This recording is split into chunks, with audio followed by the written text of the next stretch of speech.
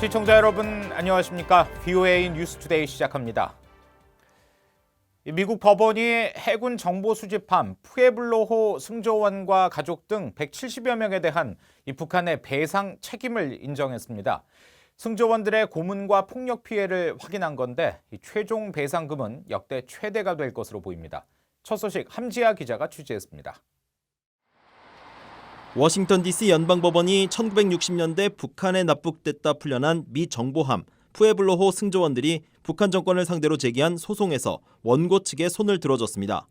재판부는 30일 공개한 의견서에서 북한이 원고 측의 모든 청구에 책임이 있다며 원고가 요청한 부분 궐석 판결을 승인한다고 밝혔습니다.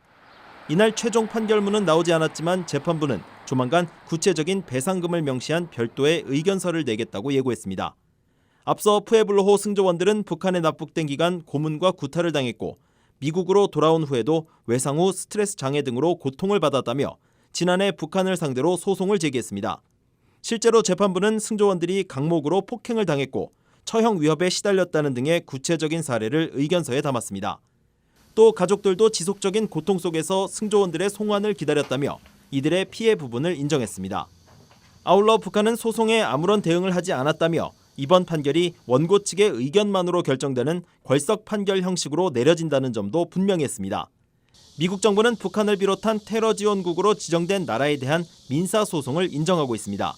이번 소송에는 승조원 46명과 가족 89명, 그리고 사망한 승조원 36명 등 171명이 최종 참여해 북한을 상대로 미 법원에 제기된 소송 중 규모가 가장 큽니다.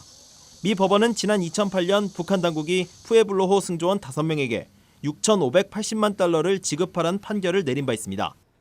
또 지난해 12월엔 북한 정권이 오토 원비어의 유족에게 약 5억 달러를 배상하라고 명령하는 등 북한 정권의 피해를 입은 가족 등에게 억 단위의 배상금을 인정해왔습니다. 따라서 재판부가 과거에 맞먹는 액수를 북한에게 부과할 경우 북한의 배상금은 역대 최대가 될 전망입니다. VOA 뉴스 함지아입니다. 미국 정부가 지난해 북한에 12차례 독자 제재를 부과한 것으로 나타났습니다. 역대 가장 많은 횟수인데 올해는 현재까지 모두 5차례의 독자 제재가 발표됐습니다. 이현철 기자의 보도입니다. 사상 첫 미북 정상회담이 열렸던 지난해 미국 정부의 대북 독자 제재가 역대 최다를 기록한 것으로 나타났습니다. 국무부가 최근 발표한 보고서에 따르면 미국은 지난해 모두 12차례 대북 독자 제재를 부과했습니다. 월별로는 1월에 2차례, 2월과 3월에 각각 1차례씩 대북 제재가 부과됐습니다.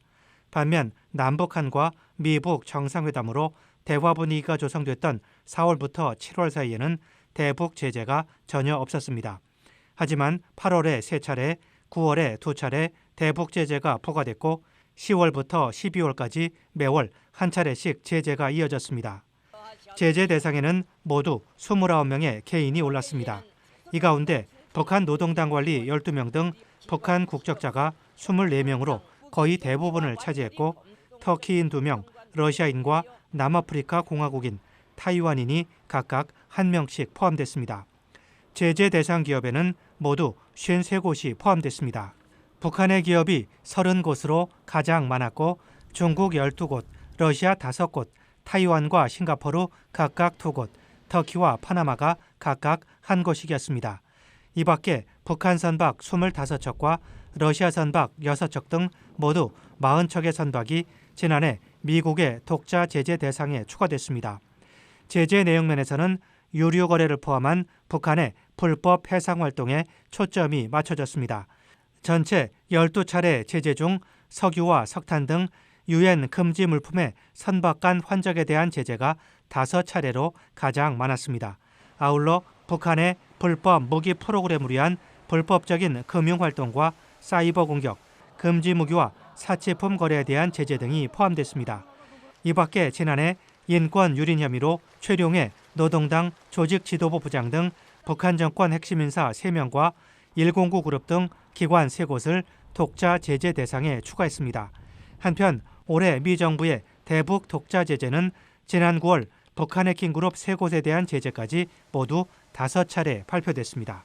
VOA 뉴스 이한철입니다. 이 트럼프 행정부의 미북 이산가족 상봉을 촉구하는 안건 2개가 하원 외교위원회를 통과했습니다. 한국 정부와 협력해 화상 상봉 등을 추진하자는 법안과 이 북한과 재미 이산가족 상봉 절차를 시작하도록 촉구하는 결의안입니다. 이조은 기자가 전해드립니다. 미 하원 외교위원회가 30일 전체 회의를 열고 미북 이산가족 상봉과 관련된 법안과 결의안을 만장일치로 통과시켰습니다. While there have been 21 reunions involving South and North Koreans since the year 2000, Korean Americans have not been included in this, and especially as these individual age is important for us to push forward toward family reunifications. 이날 통과된 이산가족 상봉 법안은 재미 한인들이 북한에 있는 가족과 상봉할 수 있도록 미 정부가 한국 정부 그리고 재미 이산가족들과 논의할 것을 요구하는 내용입니다. 법안은 뉴욕의 지역구인 민주당의 그레이스 맹 의원이 지난 3월 중순 대표 발의했습니다. 캘리포니아주의 캐런 베스 민주당 하원 의원이 지난 6월 말 대표 발의한 결의안은 미국과 북한이 결의안 채택 60일 이내 이산가족 상봉 절차를 시작할 것을 독려했습니다.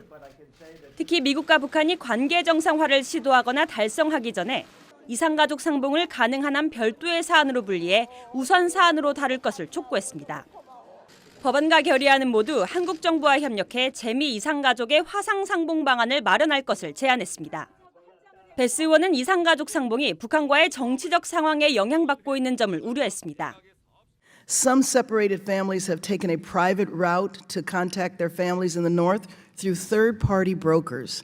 These unofficial reunions can cost about $1,500, but the process can be faster and less dependent on the political climate between north and south.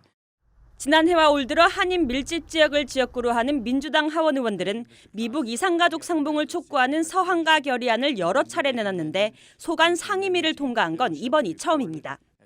이번 법안과 결의안이 만장일치로 상임위 문턱을 넘은 만큼 본회의 표결에 붙여지면 통과 가능성은 높을 것으로 보입니다.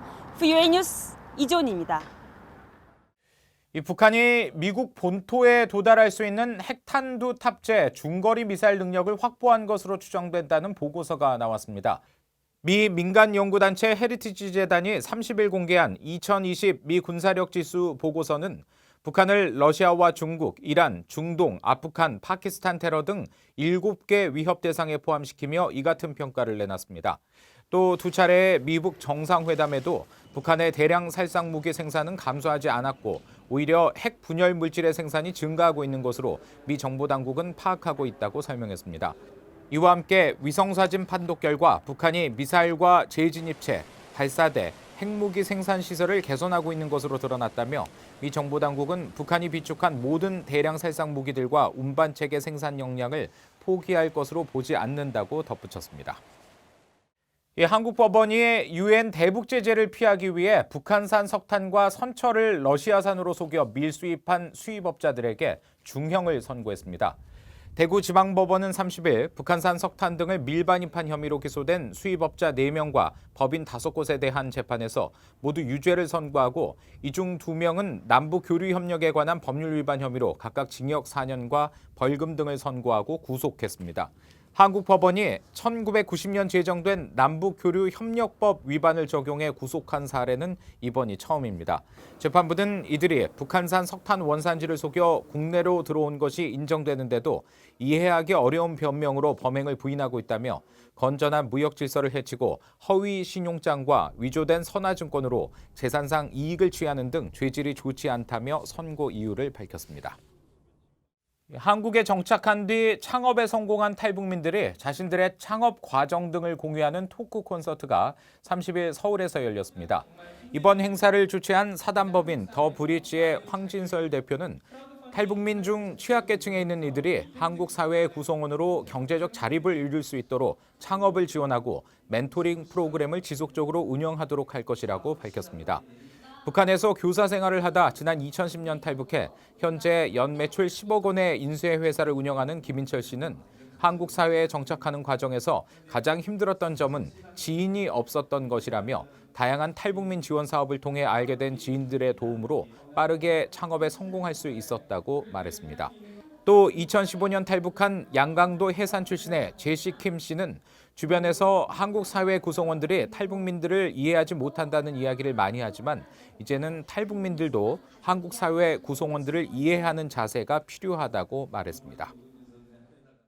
이상으로 VOA 뉴스투데이 마칩니다. 함께해 주신 여러분 고맙습니다.